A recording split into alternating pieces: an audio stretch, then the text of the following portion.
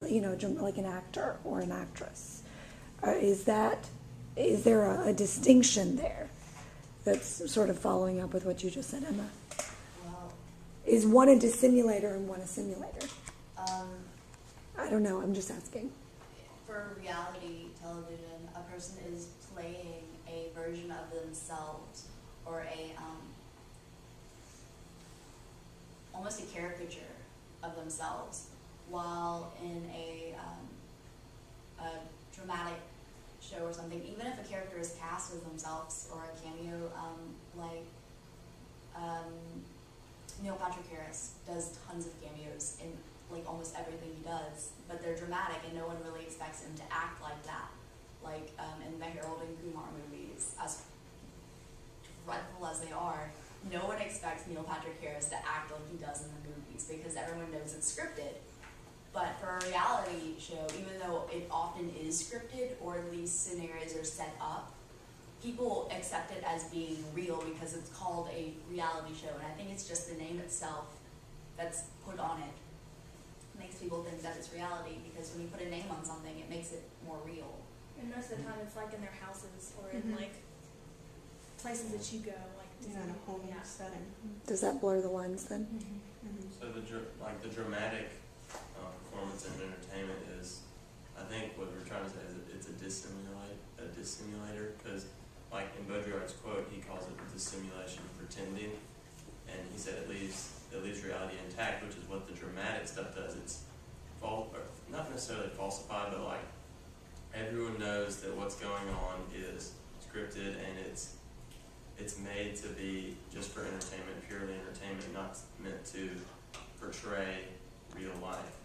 Yeah. But in reality TV shows, the goal of the shows is to portray real life for the sake of entertainment, not entertainment and using real life to entertain. But so the simulation is the reality TV shows, but like drama, which is openly like everyone knows that it's not real, is a dissimulator.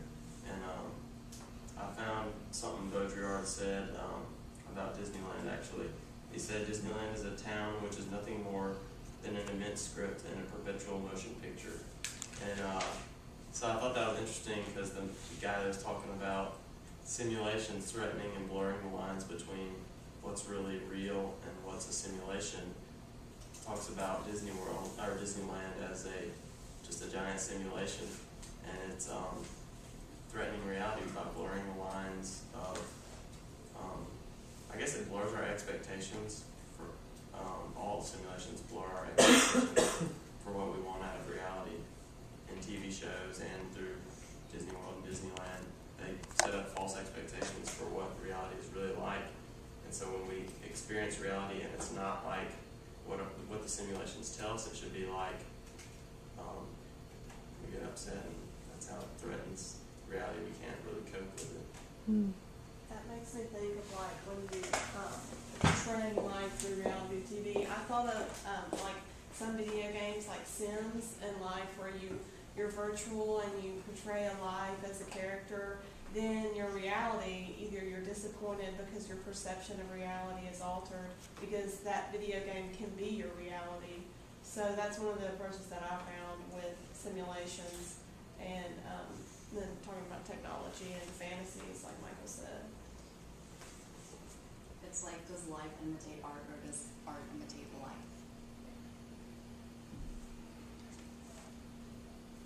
A lot of people find their identity in video games. Like that's all. Alternatively, do you find your identity in Facebook?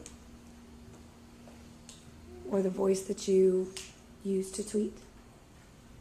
Your affectations? Do you take on affectations in your alternate realities? I mean, even when I'm writing a paper or working on anything where I'm writing, I find that my style is a lot different than if I was just talking, because I want people to see me as intelligent. So instead of talking like I normally do, in which I ramble a lot, I try to hone in and I try to focus, and I don't repeat myself as much as I do if I'm just talking. So that's like a simulation of me and my writing, but it is a part of me, and it's not necessarily a bad thing, because just It- because a simulation it threatens the real, it doesn't mean it's a bad thing for the real. Is it a simulation or a dissimulation? I think Because you have to acknowledge this came up yesterday in 6th hour because there was still some confusion, and there may still be for y'all. You have to acknowledge that you ramble in order not to ramble. Does that make sense? So that's a dissimulation.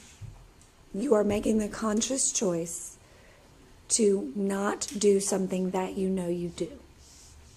Right? yes. Whereas with a simulation, there is no real, and you're just putting it on and trying to convince yourself or to fake that there is a real.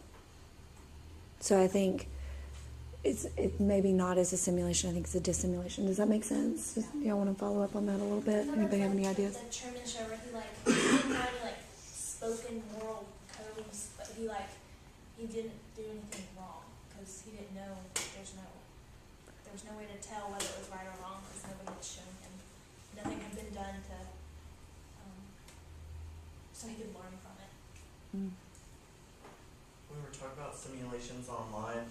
Kind of reminded me last year when we did the cyberbullying thing, and it talks about how when the kids go online, they're a totally different person. They simulate this different persona, and they use that persona to hurt people and do it to make themselves feel better. But then in the real world, they're different. That was funny. Like when Emma was saying, when reality sets in about the man committing suicide, that's why I think a lot of children have committed suicide because of the cyberbullying thing, because these other teenagers, kids put on the different role of simulation through bullying, and so then that's their reality, but it affects the true reality of someone else. Right. And when the media and stuff talks about how tons of kids have committed suicide, children who watch that and who watch the constant threat of terrorism or the constant threat of war or the continual mind-numbing effect of all the horrible things going on in the world that are constantly broadcast on news stations, children are brought up thinking that that's what's to expect if a child gets bullied. It sees stories of kids committing suicide, and it feels like it's okay. It doesn't really sink into them that suicide is an end, not a means to an end. Now I feel like some parents, with the news and all that kind of stuff, some parents want young children not to watch that, and they don't want them to know. They want them to be excluded from that. They don't want them to see what is actually happening. And I think to an extent they need to see that, but I agree. They feel like it's okay, and if they keep watching it and learning about these stories, they feel like they think it's the norm, and it's not. So is it bad to keep your children from the news? Well, Well, That's one a thing- I mean, that's a very black and white question, but what happens? What's the... Go ahead. Alright, well, I kind of had a question too. One thing Okay, I good. thought was is news a simulation? Are we seeing the real thing, or are we seeing what they want us to see? That's one thing I thought before, I don't know, so I guess, I don't know. I think they twist some stuff just to make us more interested in what they're trying, what they're portraying. It's like some people on Facebook take off all the bad pictures, so all you see is just perfect pictures with no flaws.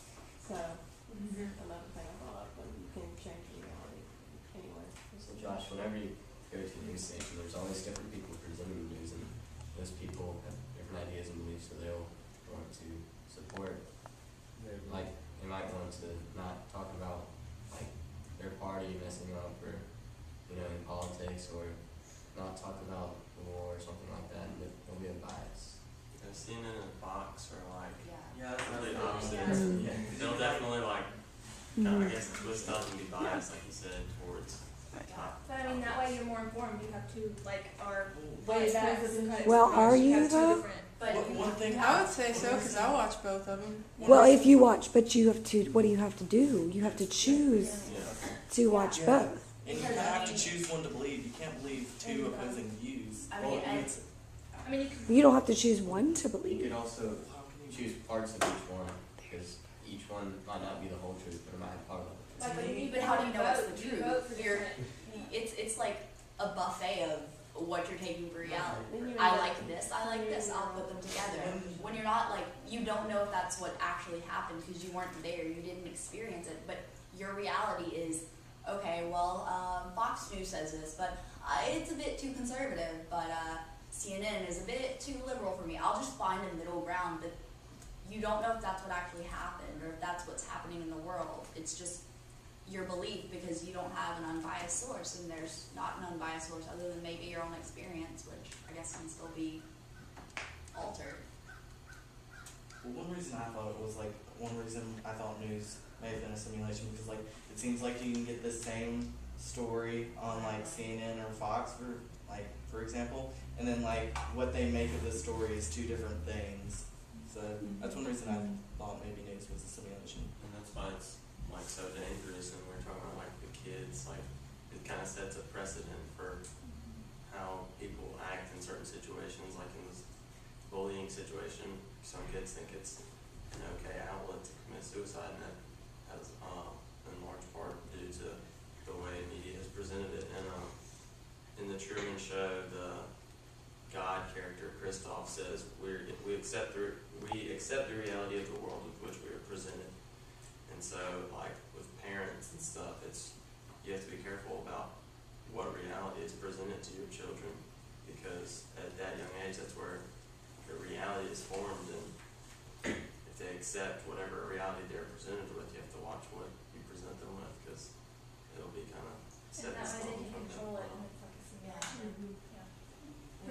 It's amazing to me how like the internet and media has kind of become like this barrier or this median between a person and reality, because like someone who cyberbullies through Facebook or whatever is probably not the kind of person who's going to go up to your face and say that kind of thing. So it's almost kind of like with the mask project we did last year, it's like because they have Facebook, because they have cell phones to hide behind, and that acts as their simulation, they can be this completely different person, but when it comes to reality and being face to face, they never do that kind of thing. And it's not only with bullying, it's also with like I don't mean to be rude or anything, but like within the past 10 years, a lot of guys have become cowards because they'll like text a girl and ask her out or something, or ask her out over Facebook, but they would never actually do it in person, if you get what I'm saying. So it's not only with bullying, it's